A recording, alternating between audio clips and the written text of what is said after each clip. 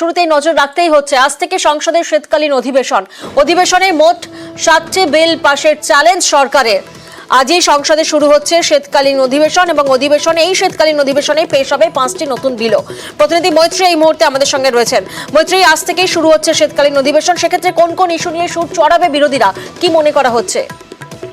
দেখো প্রিয়াঙ্কা, এবারের শীতকালীন অধিবেশন যে যথেষ্টই গরম হতে চলেছে তার ইঙ্গিত কিন্তু বিরোধীদের তরফ থেকে দিয়েই রেখেছেন তারা। একদিকে যেরকম আদানি মণিপুর ইস্যু রয়েছে, তার সঙ্গে সঙ্গেই কিন্তু যে ওয়াকফ বিল, যে বিল এই শীতকালীন অধিবেশনে পাশ করানোর চেষ্টা করবে সরকার পক্ষ, সেই বিলের ওপরও কিন্তু যথেষ্টই প্রশ্ন তুলবে এবং সেই বিল নিয়েও কিন্তু সরব হতে চলেছেন বিরোধীরা। ফলে এবারের শীতকালীন অধিবেশন যে খুব একটা ঠান্ডা হবে না তেমন ইঙ্গিত বিরোধীরা দিয়েই রেখেছেন। আর কিছুক্ষণের মধ্যেই বেলা 10টার সময় অধিবেশন শুরুর আগে বিরোধীরা রাজ্যসভার সাংসদ মল্লিকার্জুন খাড়গের ঘরে মিলিত হতে চলেছেন। অর্থাৎ ইন্ডিয়া ব্লকের যারা জোট শরিকেরা রয়েছেন, যারা ফ্লোর লিডাররা রয়েছেন, তারা বৈঠকে বসবেন এবং সেখানেই তারা আজকের এবং আগামী কয়েকদিনে তারা স্ট্র্যাটেজি চূড়ান্ত করবেন।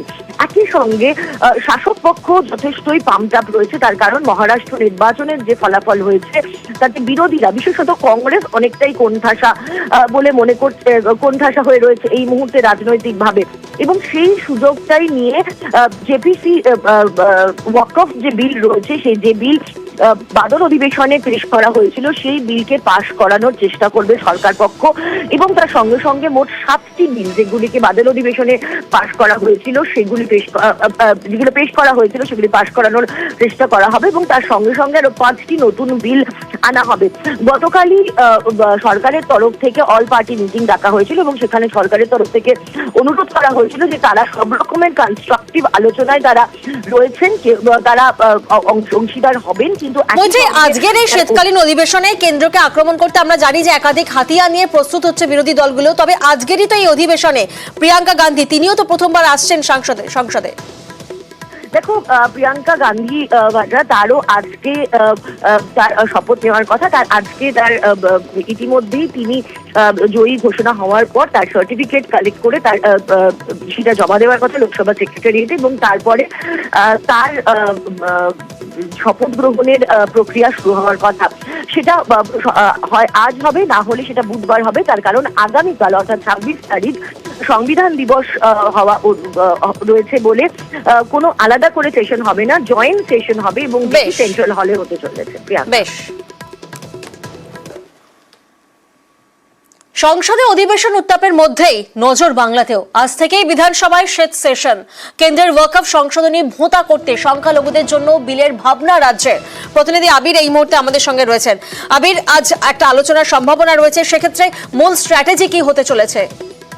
আজকে বিধানসভা অধিবেশন শুরু হবে দুপুর 12টা। যদিও অধিবেশনের প্রথম দিন অবিচুয়ারি হয়ে বিধানসভার অধিবেশন আজকে মুলতবি হয়ে যাবে। আগামীকাল থেকে মূলত বিধানসভার অধিবেশন চলবে। এই অধিবেশনের ক্ষেত্রে ওয়াকফ বিলের সংক্রান্ত বিষয় নিয়ে একটি আলোচনা হওয়ার সম্ভাবনা রয়েছে, যারা আগামীকাল এবং পরশু দুদিন ধরে সংবিধান দিবস উপলক্ষে আলোচনা হবে। এছাড়া বেশ কতগুলো গুরুত্বপূর্ণ প্রস্তাব এবং বিলও আসতে চলেছে। সূত্রের খবর, বেআইনি নির্মাণ, অন্যদিকে হচ্ছে কলকাতা থেকে সরাসরি ইউরোপে যাওয়ার জন্য বিমান। এছাড়া বিজেপি শিবিরের তরফ থেকে তাদের বিধায়ক শঙ্কর ঘোষ শিশু সুরক্ষা বিষয় নিয়ে একটি প্রাইভেট মেম্বার বিল আনতে চলেছেন। ফলে গুরুত্বপূর্ণ বেশ কিছু আলোচনা হওয়ার সম্ভাবনা থাকছে। তাছাড়া এই বিধানসভা অধিবেশনের ক্ষেত্রে গুরুত্বপূর্ণ হতে চলেছে যে নবনির্বাচিত যারা বিধায়ক হয়েছেন তাদের যে শপথ গ্রহণের বিষয়টি। এবং এর আগে দেখতে পাওয়া গিয়েছিল বেশ কতগুলি ক্ষেত্রে এই বিধায়কদের শপথ গ্রহণকে ঘিরে বিধানসভা বনাম রাজভবনের মধ্যে একটা সংঘাত তুঙ্গে উঠেছিল। যদিও এবারে পরিষ্কার করে দেওয়া হয়েছে বিধানসভার তরফ থেকে যে যেহেতু সেশন চলছে এবং নবনির্বাচিত বিধায়করা গেজেটেড নোটিফিকেশন হয়ে গেলে তাদের শপথের বিষয় পরিষদীয় দপ্তর রাজভবনকে জানাবে। যদি রাজ্যপাল মনে করেন তিনি বিধানসভাতে শপথ বাক্য পাঠ করাবেন, ভালো, নয়তো বিধানসভারই যে নিয়ম অনুযায়ী সেশনের মাঝেই শপথ গ্রহণ করিয়ে নেওয়া হতে পারে। ফলে সব মিলিয়ে বিধানসভা অধিবেশনের মধ্যেও একাধিক গুরুত্বপূর্ণ বিষয় বা ইস্যু নিয়ে আলোচনা হবে। একেবারে আবির, তুমি আমাদের সঙ্গে থাকো, আমাদের নজর থাকবে যে আজ যেমন একদিকে সংসদে বিধানসভায় শীতকালীন অধিবেশন শুরু হচ্ছে, তখন অন্যদিকে আজই কালীঘাটে বৈঠকে মমতা বন্দ্যোপাধ্যায়। কালীঘাটে তৃণমূলের জাতীয় কর্মসমিতির বৈঠক রয়েছে এবং এই বৈঠকে সাংসদ বিধায়কের সঙ্গে বৈঠক করবেন তৃণমূল নেত্রী। আবির, আজ যখন আমরা দেখছি যে একদিকে শীতকালীন অধিবেশনে কেন্দ্রকে আক্রমণ করতে একাধিক হাতিয়ার নিচ্ছে বিরোধী দলগুলো, তখন অন্যদিকে আজ কালীঘাটে বৈঠক। এই বৈঠকের নির্যাস কি হতে চলেছে? জাতীয় কর্মসমিতির সদস্য সংখ্যা হচ্ছে 22 জন এবং তাদেরকে নিয়ে গুরুত্বপূর্ণ বেশ কিছু সিদ্ধান্ত তৃণমূল কংগ্রেস গ্রহণ করে।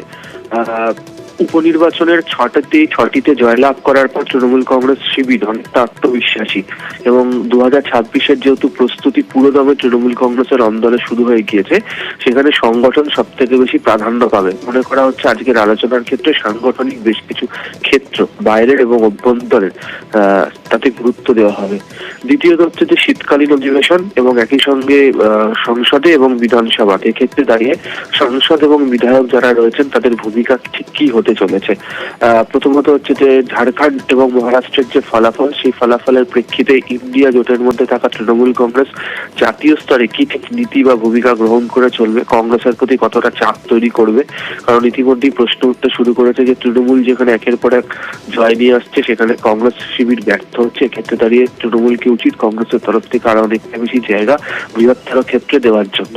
তৃতীয়ত হচ্ছে যে বেশ কতগুলো ইস্যুতে, বিশেষত ওয়াকফ বা আরো কতগুলো বিল কেন্দ্রেরও আসার কথা রয়েছে, সেক্ষেত্রে দাঁড়িয়ে তৃণমূল কংগ্রেস সেই নীতিতে কি ভূমিকা গ্রহণ করবে এবং সার্বিকভাবে তৃণমূল কংগ্রেস মনে করছে যে সাংগঠনিক ক্ষেত্রে তারা দাঁড়িয়ে তাদের কি ভূমিকা নেওয়া উচিত এবং দল কোন দিকে চলবে তারও নীতি নির্ধারণ আজকে মমতা বন্দ্যোপাধ্যায় তৈরি করে দিতে পারেন এই জাতীয় কর্মসমিতির বৈঠক থেকে। বেশ, আজকের এই বৈঠক থেকে কি কি উঠে আসে পারে সেদিকেই নজর থাকবে আমাদের। ধন্যবাদ আবির।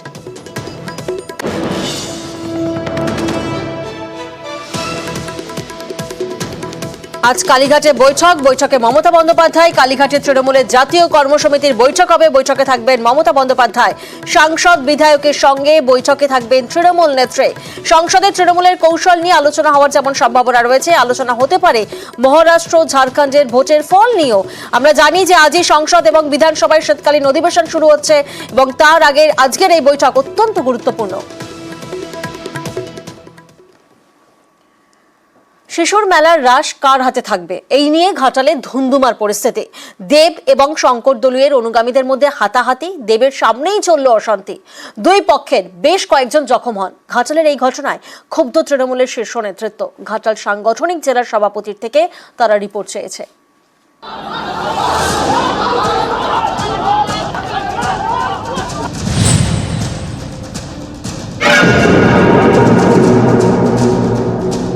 আগের কমিটি গঠনও দেবের অনুমতি ছিল, এবারের কমিটি গঠনও দেবের অনুমতি ছিল এবং কথা বলেই কমিটি করা হয়েছিল। মিটিং এ যখন ডাক করেছিল আমাকে ডাকা হয়নি বা আমাকে জানানো হয়নি। পলিটিক্যাল মেলা নয়, এটা কারোর একার মেলা নয়, এটা ঘাটালের মানুষের মেলা। হাতাহাতি, মারামারি, বাঁশ লাঠি দিয়ে মার,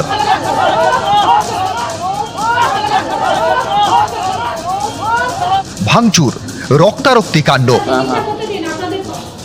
রবিবার দুপুরে এভাবে উত্তপ্ত হয়ে ওঠে পশ্চিম মেদিনীপুরের ঘাটাল। রবিবার সকালে এখানকার শিশু মেলার কমিটি তৈরি নিয়ে বৈঠক হয়। সেই বৈঠকেই অরবিন্দ স্টেডিয়ামে ধুন্ধুমার। সাংসদ দেবের সামনেই হাতাহাতি।